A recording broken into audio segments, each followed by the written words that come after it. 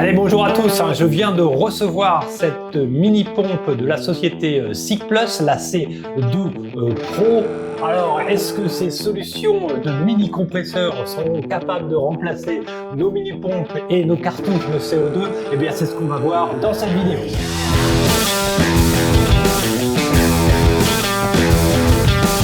Alors, vous avez été extrêmement nombreux à regarder ma dernière vidéo concernant la largeur des pneus. Je vous en remercie vraiment puisque vous avez été 20 000 sur YouTube. Et attention, un roulement de tambour, 1 400 000 vues sur Instagram. Merci vraiment parce que ça a boosté la visibilité de ma chaîne. Alors aujourd'hui, on va continuer sur ce sujet des pneus, puisqu'on va regarder les différentes solutions pour gonfler vos pneus en sortie. Comme je vous le disais, j'ai reçu cette nouvelle pompe de la société chinoise SICK+, qui de plus en plus fait le buzz parmi les cyclistes. Comme vous me connaissez, je vais faire un test complet de ce système en comparaison d'abord des mini-pompes, notamment cette Lesin Pocket Drive Pro Neo que j'utilise pour ma part depuis de nombreuses années. On va aussi la comparer au système de cartouches CO2 classiques qui sont bien sûr beaucoup plus portables et beaucoup plus rapides. Et donc on va réaliser un test avec 5 éléments. D'abord la portabilité, la facilité d'utilisation, on va regarder aussi la vitesse et la capacité de gonflage, la durabilité des différents objets, mais aussi bien sûr le coût et sur la valeur long terme.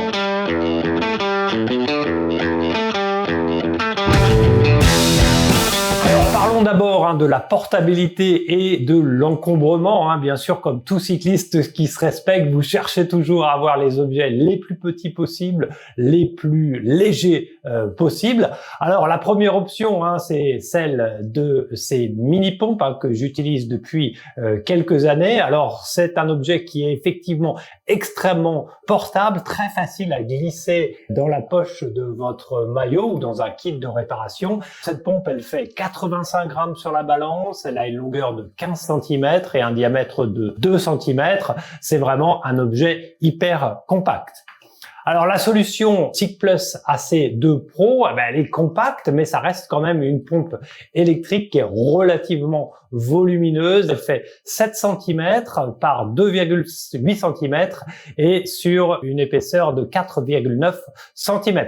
Son poids, il fait 138 grammes. Bien sûr, la dernière solution en termes de portabilité qui est privilégiée notamment par les compétiteurs, c'est ces cartouches de CO2. Elles sont extrêmement légères, extrêmement compactes, très très faciles à mettre dans une poche. Alors celle-ci, avec la tête, elle fait 82 grammes. Elle fait une longueur de 11 cm pour un diamètre de 2 cm. En résumé, quand on regarde le paramètre de la portabilité et de l'encombrement, la médaille d'or pour moi revient vraiment à ces solutions de cartouches de CO2. Néanmoins, vous allez devoir en emporter une, deux ou trois. Donc c'est vraiment peut-être un match nul avec ces mini-pompes, parce que cette mini-pompe, elle restera toujours dans votre poche, très discrète. La médaille de bronze revient à cette SICK+ AC2 Pro qui reste relativement lourde, mais c'est quand même un objet qui fait moins de 150 grammes. Allez, on passe maintenant au deuxième paramètre qui est la facilité d'utilisation. Il faut surtout pas oublier qu'on utilise généralement ces pompes quand on a un problème sur un pneu, donc pas dans des conditions idéales. On est sur le bord de la route, dans un sentier, parfois même sous la pluie.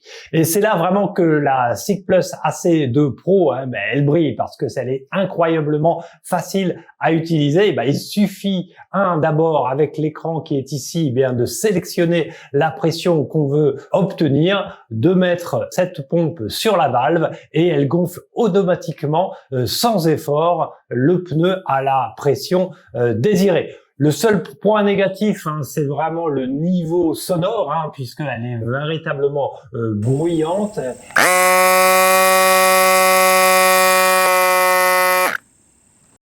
Elle génère aussi un petit peu de chaleur, c'est pour ça qu'elle est fournie avec une coque en silicone, mais c'est vraiment ma solution préférée en termes de facilité d'utilisation.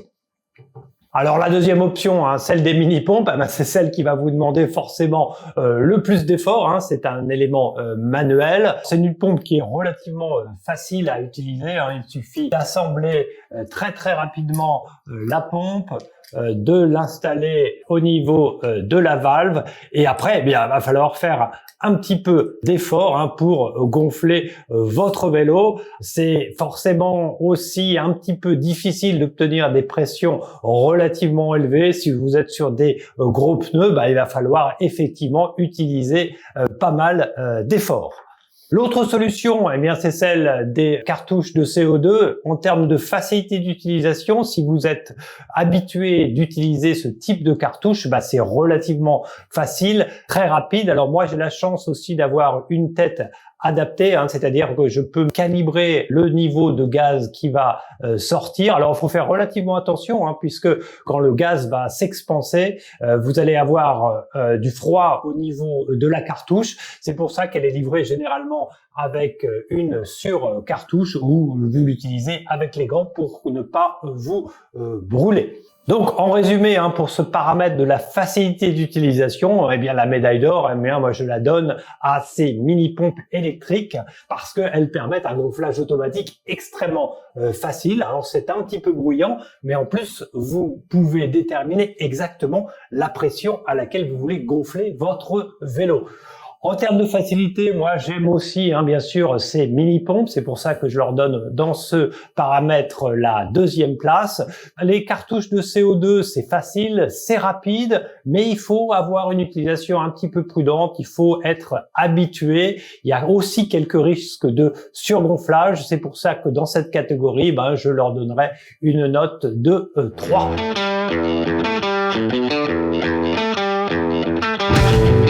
Maintenant, on va passer aux paramètres de la vitesse, mais aussi de la capacité de gonflage, parce que vous voulez bien sûr être le plus rapide possible pour repartir sur votre parcours, mais vous voulez aussi pouvoir éventuellement regonfler plusieurs pneus dans le cas où vous avez plusieurs crevaisons. D'abord, cette Cycplus AC2 Pro, elle est extrêmement rapide. Je les ai testés sur des pneus en 32C qui sont montés sur mon Specialized Ethos. Et effectivement, en 1 minute 30, 2 minutes, je peux regonfler un pneu absolument sans problème. L'avantage aussi, c'est qu'il y a un écran LCD et qui permet effectivement de regarder la pression à laquelle vous avez gonflé votre pneu. Donc vous savez exactement quand la pression est optimale. En termes de capacité, le producteur nous indique que vous pouvez faire de 4 à 5 gonflages selon la taille de votre pneu. Moi, je dirais que vous pouvez gonfler sans problème 3 pneus de 32. Après, il faudra remettre un petit peu de batterie dans cette pompe. Alors, elle a une clé USB-C, c'est relativement facile si vous avez un chargeur avec vous pour repartir pour plusieurs gonflages. La solution, bien sûr, idéale en termes de capacité, c'est la mini-pompe, puisque vous n'avez absolument aucune limite. Vous pouvez regonfler autant de pneus que vous voulez. Le désavantage, c'est bien sûr qu'il faudra pas mal de temps pour regonfler un pneu. Cette pompe de Lesin indique qu'elle peut monter jusqu'à 11 bars, mais en toute franchise, il est relativement difficile de vraiment regonfler un pneu à haute pression. C'est vraiment le désavantage de ces mini-pompes. Bonne capacité, faible vitesse de gonflage et effectivement relativement difficile de contrôler le niveau de gonflage que vous avez réalisé. Alors les cartouches CO2, c'est forcément la solution la plus rapide. Vous pouvez gonfler un pneu en l'espace de quelques secondes, c'est extrêmement rapide. Alors par contre, le désavantage, que ces cartouches CO2 sont à usage unique. Donc selon le type de parcours que vous utilisez, vous allez devoir apporter 1, 2 ou 3 cartouches. Donc en termes de capacité, c'est un peu un jeu de roulette. Allez, maintenant on va regarder la durabilité et la fiabilité de ces différentes solutions, hein, puisque moi j'aime bien utiliser et acheter des objets sur la longue durée. Il faut aussi garder à l'esprit que vous allez être forcément dans des conditions un petit peu de stress sur le bord de la route, donc il nous faut des objets extrêmement fiables et idéalement des objets qui sont faciles à utiliser. Alors d'abord, cette SICK+ AC2 Pro, elle a une construction très robuste. C'est vraiment un très bel objet, très bien fini. Néanmoins, c'est un objet électronique qui peut forcément se dégrader sous la pluie, avec la sueur ou avec la poussière. Alors c'est aussi un objet qui est basé sur une batterie. Alors on peut aussi bien sûr mettre en doute la capacité de la batterie après 4-5 ans d'utilisation. Enfin, le point négatif, c'est forcément l'impact sur l'environnement. C'est des produits électroniques qu'on va devoir jeter à un moment. C'est forcément pas idéal en termes d'impact CO2. Alors les mini-pompes, comme cette Lesin Pocket Drive, forcément c'est des objets qui sont extrêmement durables. C'est d'abord un très bel objet qui est réalisé dans un aluminium usiné. Elle est résistante aux éléments et peut encaisser des coups vraiment sans broncher. Franchement, moi j'utilise cette pompe depuis des années avec des milliers de kilomètres et elle est quasiment neuve. Et c'est donc la meilleure solution en termes d'impact sur l'environnement. Alors la solution des cartouches CO2, c'est un petit peu particulier. Bien sûr, la tête en elle-même, elle est durable. Par contre, les cartouches de CO2 sont à usage unique. Alors c'est extrêmement utile en cas d'urgence, mais après utilisation, vous allez devoir jeter ces cartouches de CO2 avec forcément un impact négatif sur l'environnement. Donc en termes de durabilité, c'est pas forcément la solution que je privilégie. Donc en résumé, cette SICK+ AC2 Pro durable, polyvalente, mais elle est électronique. Les mini-pompes, elles sont extrêmement durables et ont un faible impact environnemental. Et enfin, les cartouches de CO2, c'est des cartouches à usage unique avec un gros impact sur l'environnement. Allez, dernier paramètre à prendre en compte, c'est bien sûr le coût, mais surtout la valeur de ces objets.